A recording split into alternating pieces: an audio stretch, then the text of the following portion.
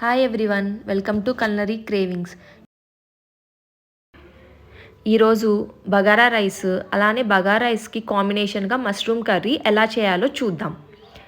ఈ బగారా రైస్ కమ్మగా కొబ్బరి పాలతో చేసుకొని, అలానే మష్రూమ్ కర్రీ కూడా తక్కువ మసాలాలతో ఎలా ప్రిపేర్ చేయాలో చూసేద్దాం. దీనికోసం కావాల్సిన పదార్థాలు చూద్దాం.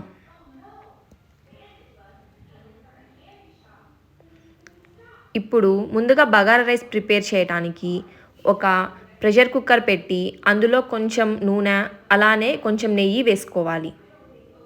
నూనె కొంచెం వేడెక్కిందో లేదో చూసుకొని అందులోకి హోల్ బిర్యానీ స్పైసెస్ వేయాలి.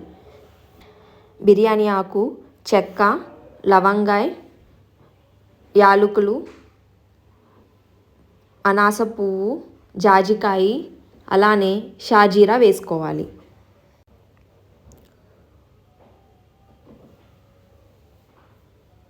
ఈ బిర్యానీ స్పైసెస్ అని బాగా వేగిన తర్వాత అందులోకి పచ్చిమిర్చి ఉల్లిపాయ వేసుకోవాలి. వేసుకొని బాగా కలుపుకోవాలి. నేను ఈ స్టేజ్లో ఉప్పు వేయటం వల్ల ఉల్లిపాయ త్వరగా మగ్గుతుంది. ఉల్లిపాయ కొంచెం మగ్గిన తర్వాత అందులోకి ఫ్రెష్గా నూరి పెట్టుకున్న అల్లం వెల్లుల్లి పేస్ట్ వేసుకొని కలుపుకోవాలి.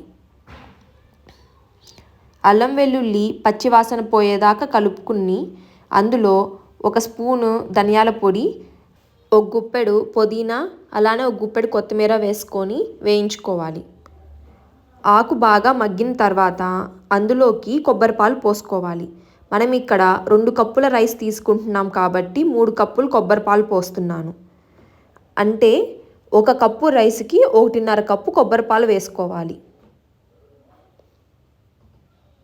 కొబ్బరిపాలు ఇలా మరగటం స్టార్ట్ అయినప్పుడు అందులోకి మనం ముందుగా నానబెట్టుకున్న బాస్మతి బియ్యాన్ని వేసుకోవాలి.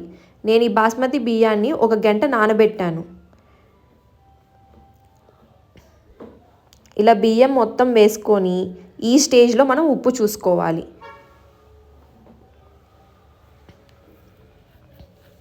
ఈ స్టేజ్లో ఉప్పు చూసుకొని ఉప్పు సరిపోకపోతే ఉప్పు యాడ్ చేసుకోవాలి.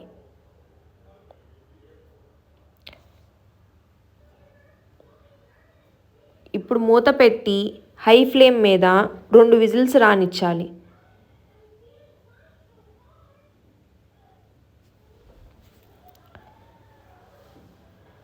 ఇప్పుడు విజిల్స్ పోయిందో లేదో చూసుకొని ఓపెన్ చేసి రైస్ని చూడండి ఎంత పొడి పొడిలాడుతూ వచ్చిందో.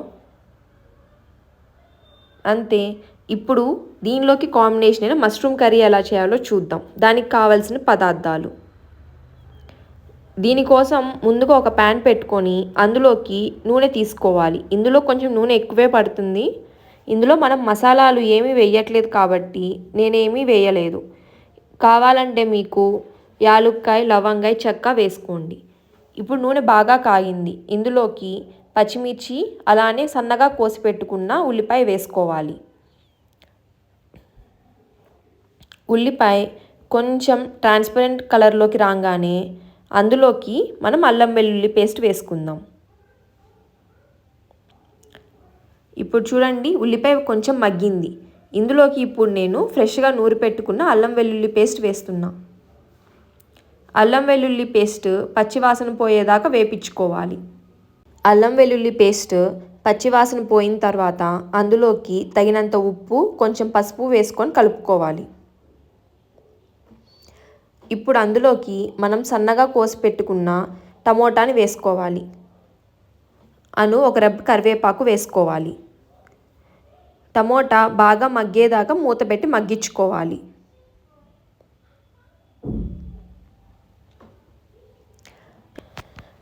టమోటా అడుగంటకుండా మధ్య మధ్యలో తీసి కలుపుకోవాలి. ఇక్కడ టమోటా బాగా మగ్గిపోయింది. మగ్గిన తర్వాత అందులోకి 1 స్పూన్ ధనియాల పొడి, 1 స్పూన్ కారపొడి వేసుకోవాలి. కారం మీకు రుచికి తగినట్టు వేయండి.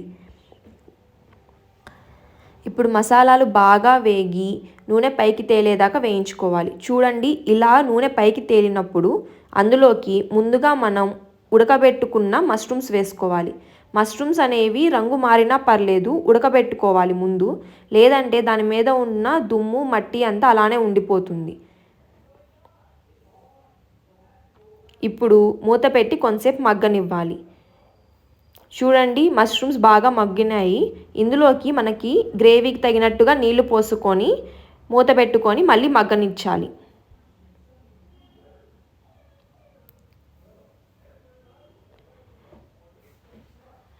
మష్రూమ్ గ్రేవీ కర్రీ రెడీ అయిపోయింది. ఇందులో లాస్ట్గా కొంచెం కొత్తిమీర చల్లి కలుపుకొని స్టవ్ ఆపేసుకోవాలి. అంతే, మష్రూమ్ గ్రేవీ రెడీ.